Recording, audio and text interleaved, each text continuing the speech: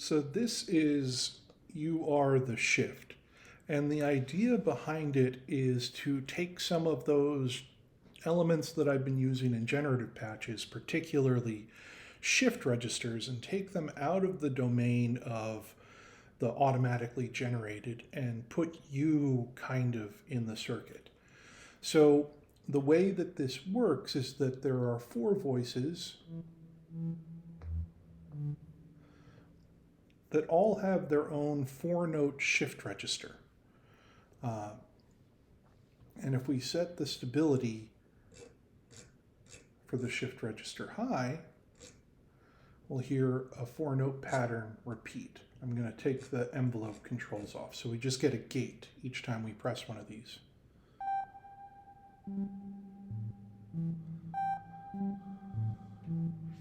Right? They just repeat.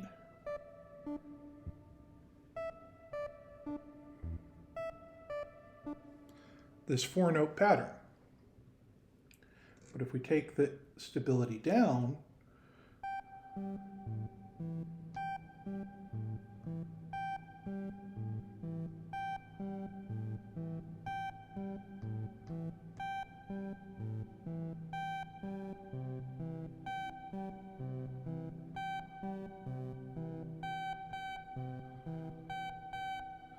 we start to get variations.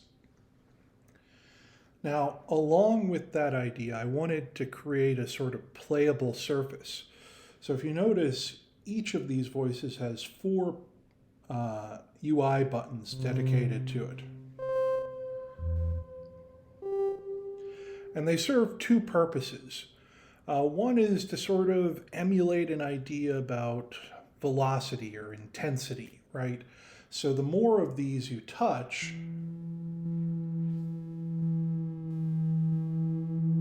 the louder that voice becomes.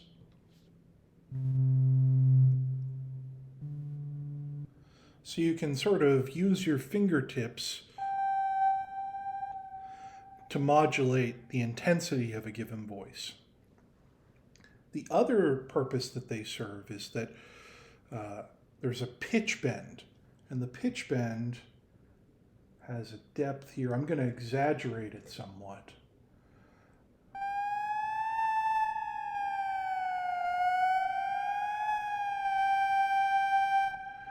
And you hear the voices sort of cutting in and out.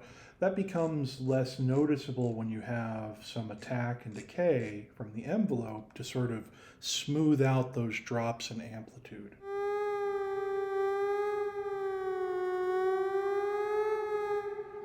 So you can sort of wiggle your finger around and affect the pitch and the intensity of each voice. So it's designed to be a playable surface. It's about as playable as ZOIA can get when none of these pads have aftertouch or velocity. And I'll just sort of, the 2 bottom pads have offsetting increases in pitch, as do the 2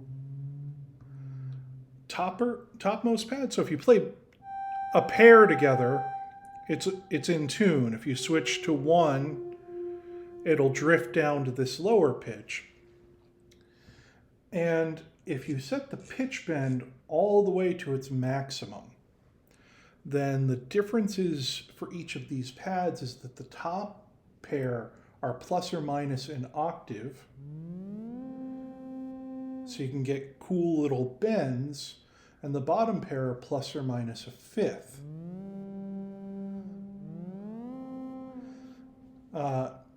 So for sort of the idea of a vibrato wiggling effect, you might want to keep the pitch bend pretty low.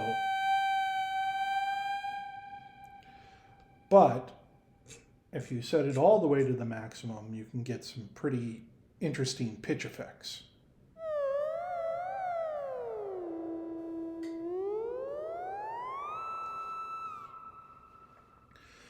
So and then there's a speed that determines how quickly it moves from through those things.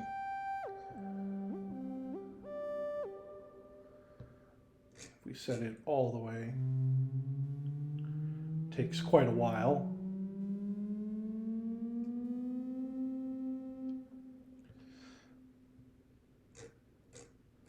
So those are the two sort of like essential ideas that inform this patch. One was like a shift register that you could play with your hands, and the other was this sort of idea of a playable surface. And in usual fashion, I just sort of smashed them together. But I think the effect is quite interesting for sort of a droning, atmospheric synth. So along with that, you can lock any of these voices into a single pitch so that it doesn't move through its shift register. If you press these buttons on the corner,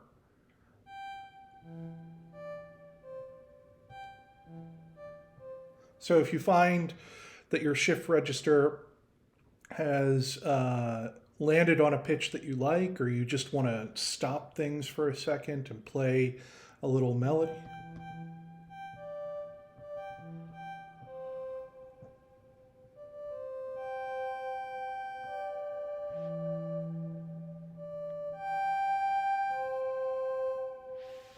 you can do that.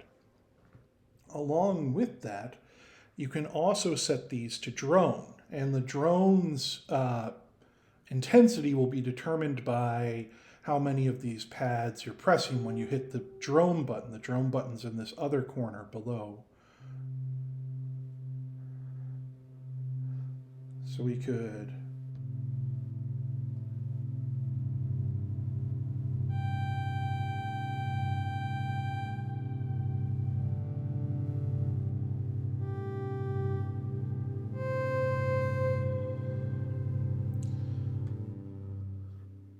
So, there's a lot of different ways to combine these voices. There's a couple of more controls to point out.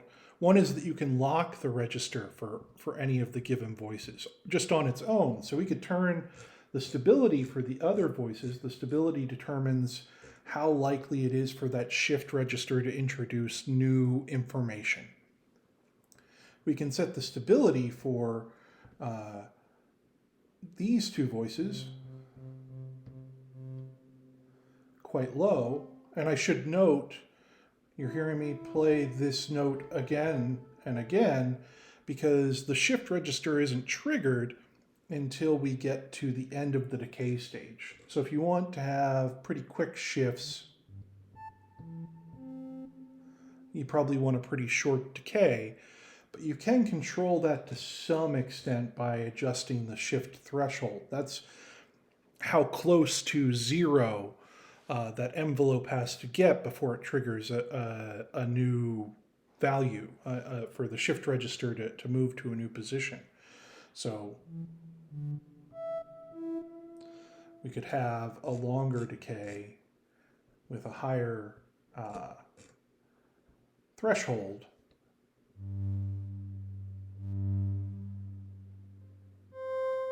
But you hear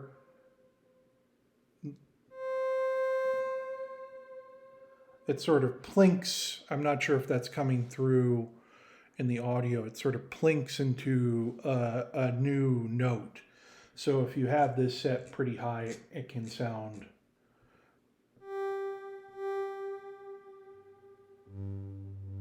you can sort of hear it low as it moves into a new position. But I wanted to add that feature because it was something that I had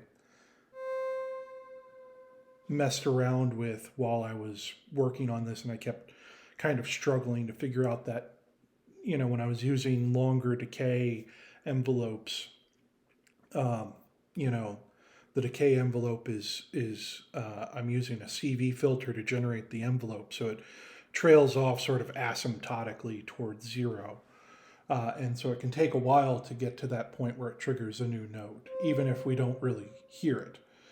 So going back to this, you can lock in a shift register for a specific note. So it'll just repeat this 4-note sequence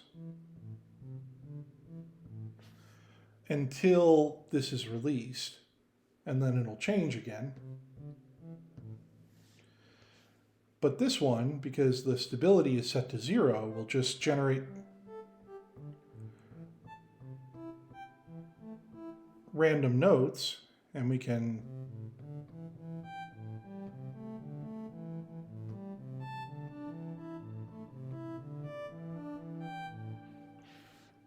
sort of play them off of one another. So I'm going to turn the stability back up. There's an attack and decay envelope. I said they're generated by the CV filter, so you kind of have to push them maybe a little bit higher than you expect before you get a real sort of swelling, decaying envelope. But they sound pretty good, I think, for that logarithmic rise.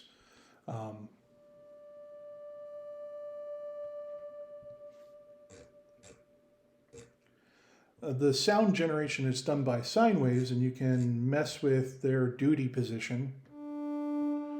When you do, you add more harmonics. You can also modulate their duty position. And as we add depth, the duty position and the duty modulation depth aren't feedback reinforced. So you can actually have the oscillator go above a 100% or below a 0% duty cycle. And it cancels out until that comes back. There's some interesting rhythmic effects that can kind of be introduced using that. And the duty modulation, as I've noted elsewhere, because it affects the harmonic content, acts kind of like a filter sweep. I'm going to bring the depth down a little bit, but I'll note that each of the voices has its own duty cycle LFO, and they are not synchronized. In fact, they go from when the rate is set lowest, they're fastest on the exteriors, which is pretty slow. They don't move very quickly at their lowest. And then as you increase the mod rate, they're actually faster in the middle than on the extremes. So you can find these places in the middle where things are almost moving at the same speed.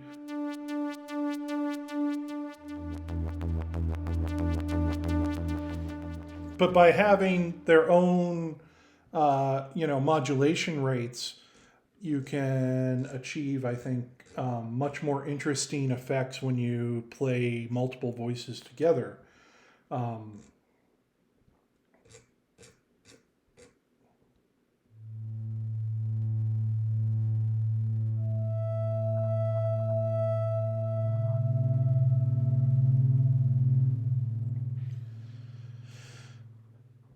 So then there's also an FM amount. The oscillators are all linked in a big circular FM pattern. So all of them are carriers and all of them are modulators for one another, which gets pretty chaotic, but the end result is some really neat, dissonant, bell-like tones. Then there's the pitch, depth, and speed that I talked about before. There's also a delay, and I really like the delay because if I set it to something like this, the delay level works both as the amount of feedback that the delay uses as well as its volume. So, when it's set really low, the delay is not as loud and it trails off quicker. But if I set it really high, then it'll take a long time for the repeats to die away, and I've got kind of like a mini looper thing.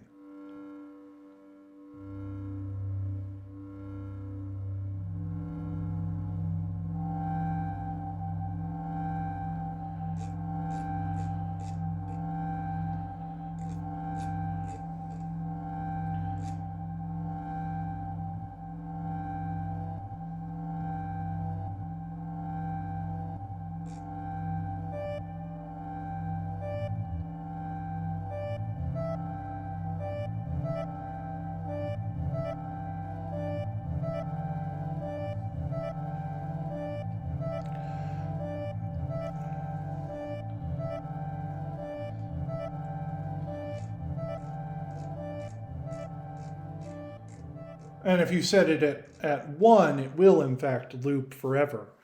I like setting the level just a little bit below that so that things will sort of fade in and out over time.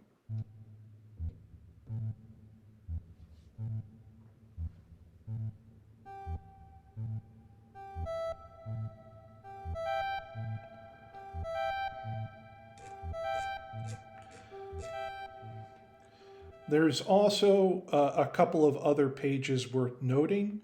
The Quantizers page, you can set the range for the notes. The Quantizers are after the shift registers, which makes them a little bit more flexible.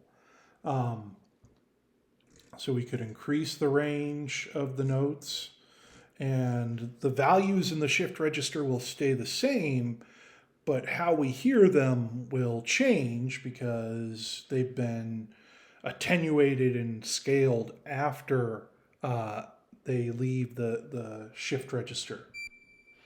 So if you want really high pitched notes, you can have them. I'm going to turn this back to something a little bit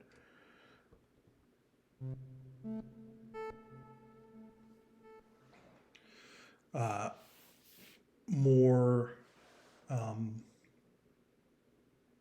human hearing levels. But the quantizers are also on this page. And like I said, each one has its own quantizer. Right now, everything is set to A minor pentatonic. But you could set them to something else very easily, just, going through these quantizers. You could also set different voices to different scales, which, could lead to some really interesting results as you sort of move through the shift register and create these, counterpoints. And then there is also this page where the reverb lives. I didn't have room on the front page to include the reverb controls, but if you want to adjust those, they're right here. I actually originally built this with a plate reverb and ran out of space, and I really prefer it. I'm going to turn on plate 1978 version 2 off screen. It's on a ZOIA over here. Because I think if you add an additional reverb layer to this, it really sort of shines.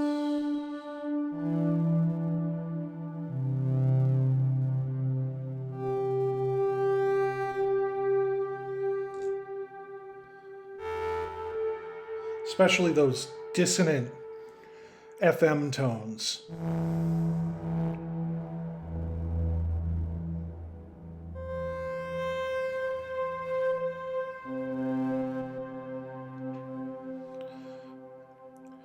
So the other thing to point out is I tried to make this patch as platform amorphous as possible. So it doesn't use any of these user buttons. It doesn't use stomp switches. Everything is kind of in front of you on the grid. So if you're using this in Zebu or ZOIA, it's kind of the same experience. But I did include these outputs for CV. For each of the shift registers, and those also pick up the pitch modulation. So they're, they can be a little bit wiggly, right? If you want to send these to some other voices in a rack. But then I sort of started thinking, okay, what if I want to use MIDI? Well, again, I was sort of low on space, and I didn't want to sort of run up against that level of, things overclocking the CPU. So I just created a separate patch called You Are the Shift M, and it has a MIDI output page that uses the buttons up here to also generate velocity. So you can send gates by pressing those.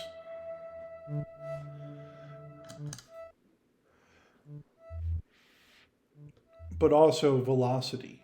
Otherwise, it's the same, except I had to take out the reverb to do that. It also has an audio input, just sort of built in. The other one I took out, it could probably support it. But when I'm releasing something, I'd rather release something that's stable than something that like is probably stable. So I know that the other version with the reverb works without an audio input. You could probably add one, but I won't say that for certain. But if you want to have that feature just ready to go, if you want to use this with MIDI or whatever, I still think this patch, again, taking out the reverb, it's nice for when you just want something to sort of sit down and play all on its own, this other version with the reverb. But, I think there's a time and a place for the reverb light. I think it sounds fine. But when you put a real, I'm going to turn on, again, 1978 over here.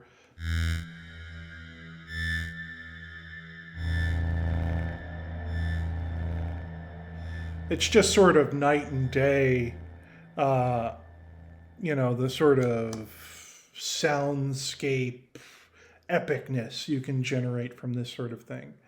And so, I guess that's the patch. Initially, I sort of was skeptical. I had this idea, it seemed like a dumb idea. And you may be thinking, yeah, it's a dumb idea, Christopher. Although you probably thought that like quite a while ago and turned off this video. But if you've stuck around and you still think this is a dumb idea, the part, I wasn't quite sure, like there's something, unpredictable in this approach. But again, because everything's sort of quantized and because there is that element of repetition, you get these things that evolve in ways that you would not have created on your own, right? There's an element of, uncertainty, but sometimes that uncertainty fuels sort of creative stuff. So that's the idea behind this patch. I think it's a lot of fun. I sort of get wrapped up in it, doing different things because it can be, that patch that you set up a drone on. It can be that patch that you sort of do rhythmic stuff with because of the way that the shift registers move around one another. It can be this sort of expressive playing surface.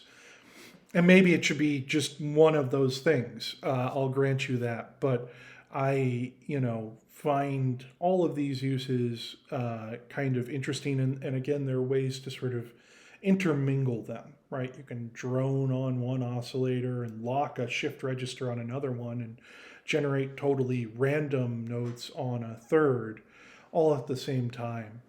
So that's You Are the Shift. If you're still watching, I certainly appreciate it, and I hope you enjoy this patch. Probably most of you bailed out quite a while ago, so the magic word is tomatillo. Anyhow, that's the patch. Thanks for checking it out. I think, I'm going to stop speaking now. Bye.